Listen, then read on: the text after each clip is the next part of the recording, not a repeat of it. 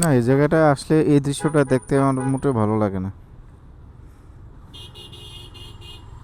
দেখবেন নিচে, রাস্তার নিচে যতটা বাইক আছে তার চেয়ে উপরে অনেক বেশি।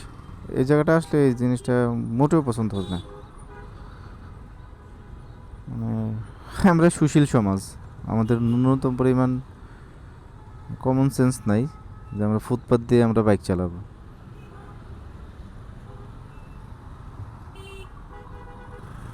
আপনি এদেরকে কিছু বললে উল্টো আপনার সাথে ঝগড়া শুরু করে দেবে যে আপনি বলার কে। কারণ এখন স্বাধীনতা, এমন স্বাধীনতায় আমরা চেয়েছি যে স্বাধীনভাবে চলবে, যে উল্টা দিকে আসবে। মামা এই সময়টা উল্টা দিকে না গেলে হয় না।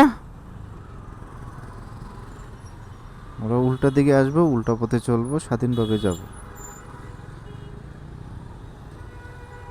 এটা হচ্ছে আমাদের ধর্ম।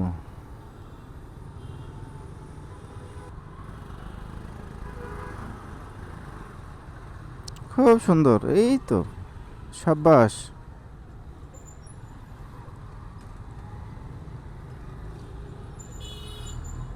মানে অটো আলট্রা প্রো ম্যাক্স, মনে হলো উল্টা দিকে চলে আসবে, মনে হচ্ছে ফুটপাতে তুলে দেবে।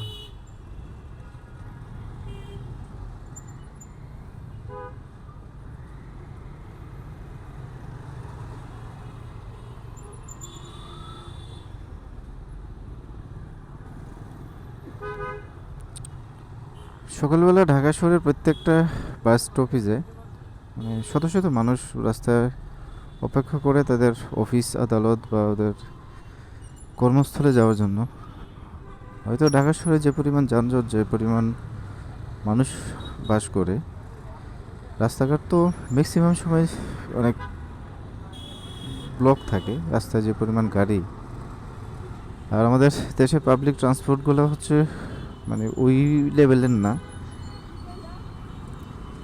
যে কারণে মানুষ হয়তো যাদের প্রাইভেট আছে বা নিজস্ব গাড়ি আছে, একজন চলাচল করে, তাও একটা প্রাইভেট নিয়ে বের হয়েছে। যদি অন্যান্য দেশের মতো আমাদের দেশে পাবলিক ট্রান্সপোর্টগুলো মানে ওই লেভেলের হইতো, যে মানুষ তখন পার্সোনাল পার্সোনাল গাড়ি ইউজ করতো না, পাবলিক ট্রান্সপোর্ট ইউজ করবে, পাবলিক ট্রান্সপোর্টে চলাফেরা করবে, তখন যানজট অনেকটা মুক্ত হবে। এই ঢাকা শহর যানজটের শহর, ঢাকা শহর ব্যস্ততম একটা শহর। এই দেখছেন কত মানুষ রাস্তার মধ্যে দাঁড়ায় আছে। হয়তো দেখা গেলো যে গাড়ি ঠিকমতো পাচ্ছে না, রাস্তায় জ্যাম, অফিস ঠিকমতো পৌঁছাচ্ছে না, বসের ঝাড়ি, সেই সিনিয়রদের ঝাড়ি তো খেতেই হবে, সে গভর্নমেন্ট সার্ভিস হোল্ডার হোক বা প্রাইভেট সার্ভিস হোল্ডার হোক। অফিসে অফিসের নিয়মে চলবে, অফিস সময় মতো পৌঁছতে না পারলে সিনিয়রদের ঝাড়ি খেতে হবে, যেমনটা আমিও খাই। কিছু করার নাই, রাস্তায় যানজটের কারণে অনেক সময় দেরি হয়ে যায়, বা ব্যক্তিগত কোনো কাজে যখন দেরি হয়ে যায় আগে থেকেই জানাই দিই, বা যাওয়ার পরে কি আর করবো, এক্সপ্লেন করি। করতে হচ্ছে, করা লাগবেই, এটাই হচ্ছে আমাদের জীবন, এটাই নিয়ম, এভাবেই চলতে হবে। যা জ্যাম ছিল হচ্ছে মোড়েই, এখন আর তেমন একটা প্যারা নাই।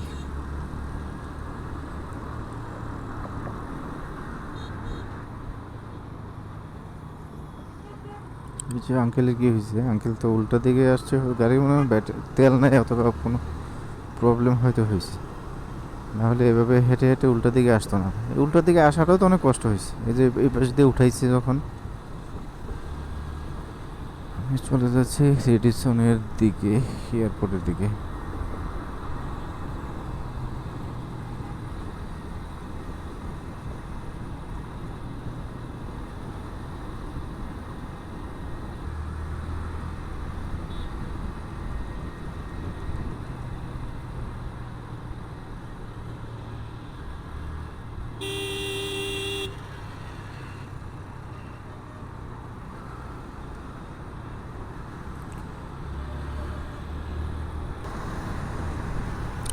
তো ভিডিওটা এখানে শেষ করছি। সবাই ভালো থাকেন, সুস্থ থাকেন আর সাবধানে রাইড করেন।